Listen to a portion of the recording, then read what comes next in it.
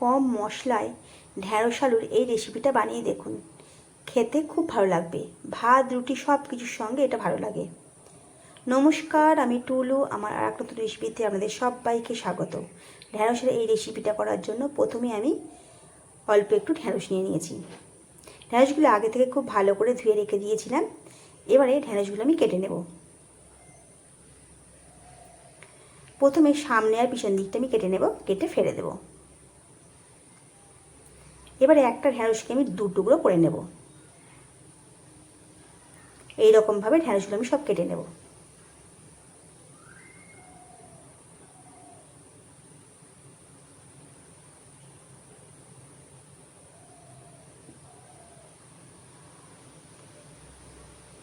ঢ্যাঁড়সগুলো সব আমার কাটা হয়ে গেছে।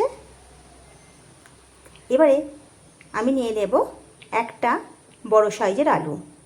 আলুটাকে আমি লম্বা লম্বা করে সরু সরু করে কেটে নিয়েছি। ঠিক এই রকমভাবে দেখুন।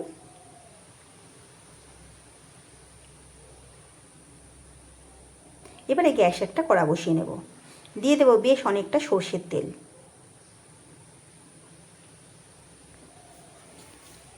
তেলটা খুব ভালো করে গরম হয়ে গেলে দিয়ে দেব কেটে রাখা ঢ্যাঁড়সগুলো।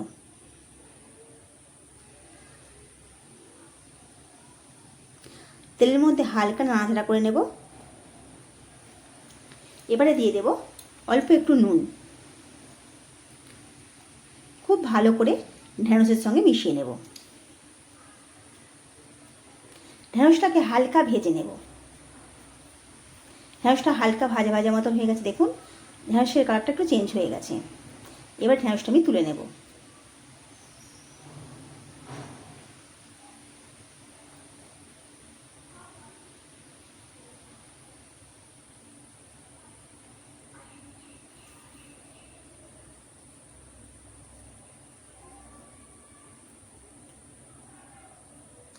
এবার ওই একই কড়াতে দিয়ে দেবো আর একটু সর্ষের তেল। এবারে তেলের মধ্যে দিয়ে দেবো একটা মিডিয়াম সাইজের পেঁয়াজ।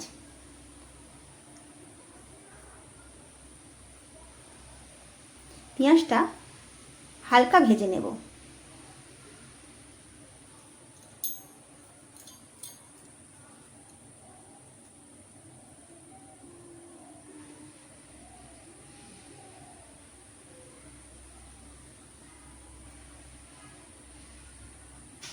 এবার এর মধ্যে দিয়ে দেবো কেটে রাখা আলুগুলো। খুব ভালো করে মিশিয়ে নেব।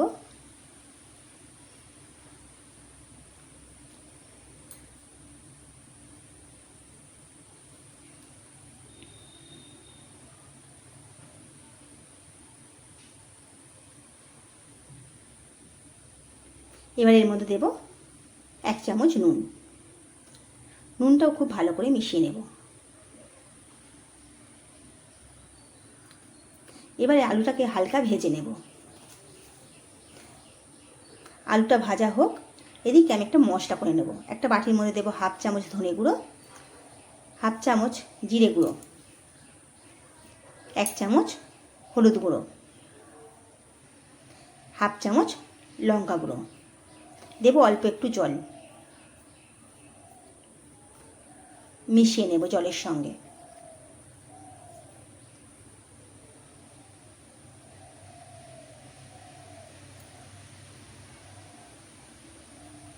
এবার এটা আমি সাইডে রেখে দেব। এবারে দেখুন আলুটা ভাজা ভাজা মতন হয়ে গেছে।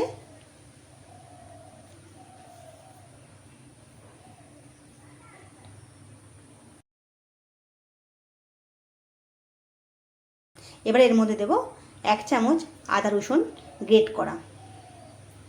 আদা রসুনটা হালকা ভেজে নেব। আদা রসুনের কাঁচা গন্ধটা এতে চলে যায়।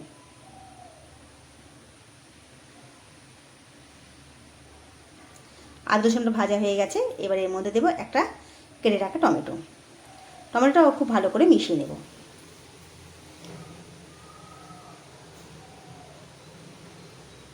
খুব ভালো করে মেশানো হয়ে গেছে। এবারে দিয়ে দেব গুলে রাখা মশলাটা। মশলাটা খুব ভালো করে আলুর সঙ্গে কষিয়ে নেব। খুব ভালো করে কষানো হয়ে গেছে। এবারে দিয়ে দেবো ঢ্যাঁড়সগুলো। ঢ্যাঁড়সগুলো খুব ভালো করে মিশিয়ে নেব মশলার সঙ্গে।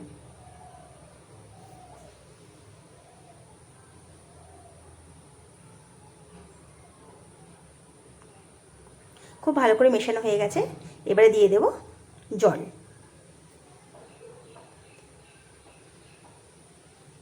খুব বেশি জল দেবো না, অল্প একটু জল দেব। খুব ভালো করে সব কিছু মিশিয়ে নেব।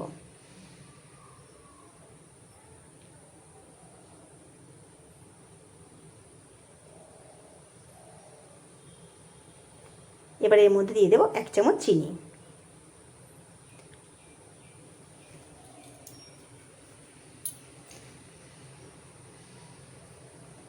এবারে চাপা দিয়ে আমি এটা সেদ্ধ হতে দেব।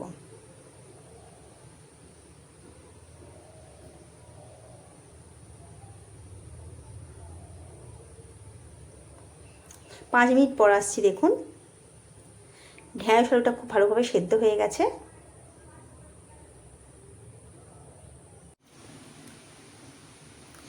ঢ্যাঁড়স আলুর তরকারিটা আমার হয়ে গেছে। এবারে এটা আমি নামিয়ে নেব।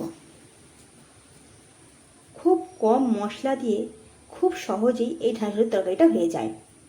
ভাত, রুটি সব কিছুর সঙ্গে খেতে এটা খুব ভালো লাগে। আপনারা এইভাবে বাড়িতে বানিয়ে দেখুন, ভালো লাগলে কমেন্ট করে জানাবেন।